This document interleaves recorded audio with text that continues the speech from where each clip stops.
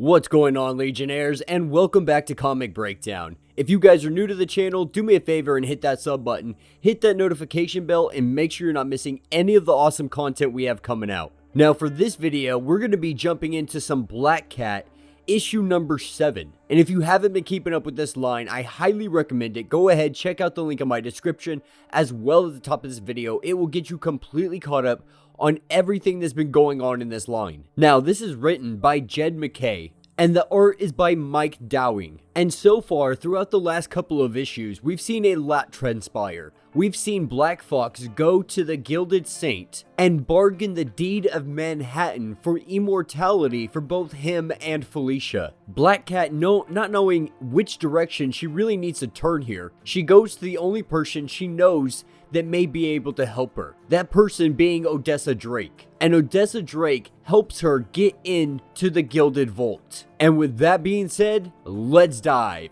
into this breakdown. As we jump into issue number 7, we pick up at Coney Island. Coney Island in present day. And Felicia, aka Black Cat, she's made her way here because this is the spot that Black Fox always finds himself. It's kind of his go-to location. But at the same time, he kind of wanted to be found. He wanted Felicia to search him out, especially after everything that he just did. He wanted to be found because he wanted to see if he could be forgiven. But he's also understanding right now that if she can't, he understands this. Because the betrayal is so fresh. And he continuously tries to show her the brighter side of this, trying to look at it with the glass half full, because now she has immortality. She has years and years to be able to try to find the ability to forgive him. But at the end of the day, he damned an entire city, all of Manhattan, 1.5 million people, for 2 lives. And Felicia tells him, I really do love you, in spite of everything that you have done up to this point, in the face of all of this. But she was severely let down. And then she goes into detail of exactly how she has been spending her day. And that's what will bring us to earlier in the day when she's going into the Gilded Vault. And she informs him that she spent her day inside the vault. While he is sitting here not even blinking twice at the idea of Manhattan going into this thing, she understands the true realization of it. She knows this because she's been there. Now, Black Fox, he can't believe this. It's impossible. It's impossible that she went in there because nobody's ever been able to get out. Anybody who has ever gone inside the vault, they have always remained trapped there for the rest of time. And she begins to describe this place, kind of like a Scrooge McDuck vault. Gold for as far as the eye can see, of all currencies going as far back as simple seashells being traded. Stuff dating back all the way to Mesopotamia. But she admits it lacks something, because this place is simply dead. It's quiet, nothing grows here, nothing lives here. It's just an immense amount of coins and gold for as far as the eye can see. But the thing is, she wasn't here for any gold, for any kind of wealth. She's down here because she is looking for the deed. She's looking for the deed to Manhattan. Now, any other time, this would have been a horrible idea because of how endless this place is. But when they were dealing with Queen Cat, they had tagged everything that they had stolen with tracking. And so Black Cat is able to trace it. No matter where it is, she's able to find its location. And so with her little beacon machine, she tracks this thing down. And she lets Black Fox know that he just went too far.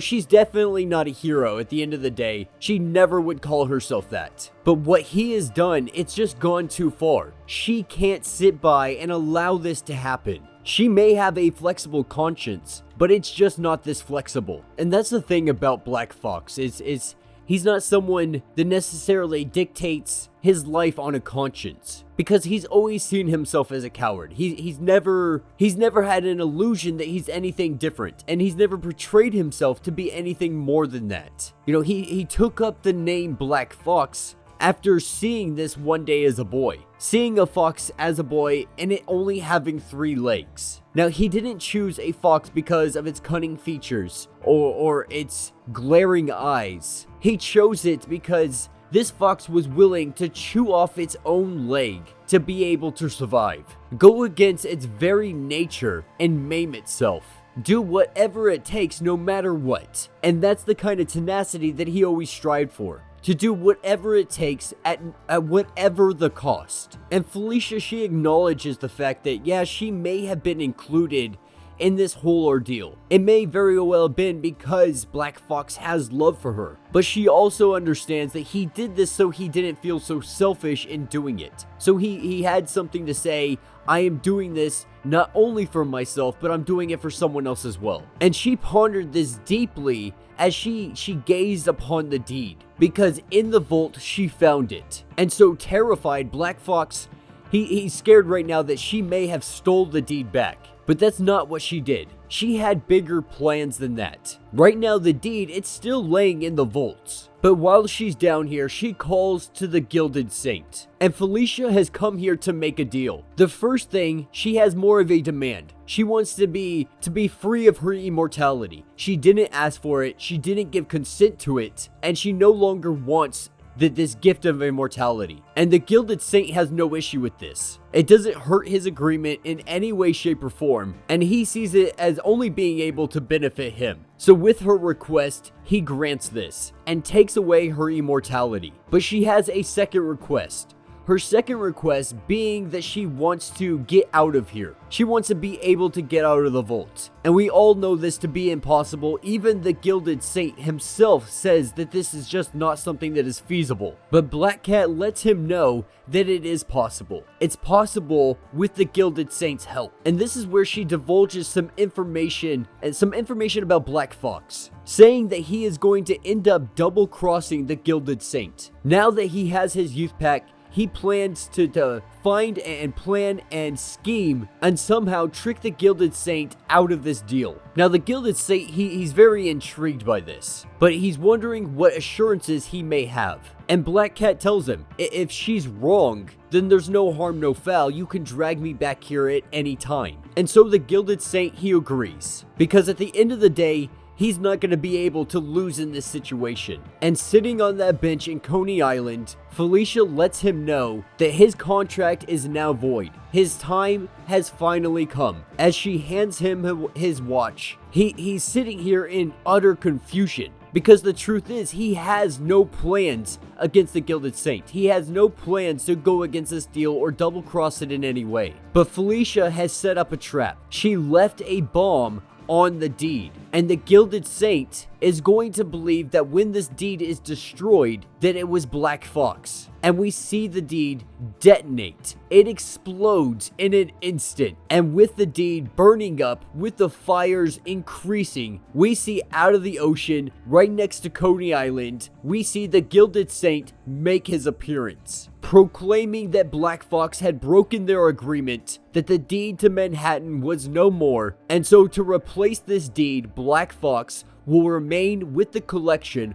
for the rest of eternity. And in the final moments before Black Fox is taken away into the vaults, he tells Felicia that he's never been more proud of her. He tells her that he loves her. And we see the Gilded Saint go back into the ground, bringing behind him Black Fox. And Felicia falling to her knees with tears in her eyes because she will miss the man that she once saw as a father, her mentor, someone that she cared about deeply. But at the end of the day, she did exactly what she had to do. Now, a little bit later on a rooftop bar, we see Felicia having some drinks with Odessa Drake. And really, she's just trying to wind down from all of the events that have transpired. Everything that led up to this point, everything that they stole, she can't help but feel responsible in some sort of way. And wanting to forget the night, wanting to ignore any of this actually happening, they start to drink, and at least for the night, we see them kiss. And that will be the end of this issue. So let me know what you guys think down in the comments. Personally, I'm thoroughly enjoying this line. You know, it's not like they're giving her immortality and then throwing her against some crazy, ridiculous odds. This was a great story where she had the ability to keep an immense amount of power, and she gave it up to save people that she doesn't know. Regardless of how selfish she is, no matter how many things she may steal, she still has some kind of morality, some kind of heart driving her forward. So much so that she betrayed the one person that she probably loved more than anybody else on this earth. Because like she said, she did exactly what she had to do, no matter who it hurt. But yeah, let me know what you guys think down in the comments. If you have not yet, do me a favor, hit that sub button, hit that notification bell, make sure you're not missing any of the awesome content we have coming out, and until the next breakdown.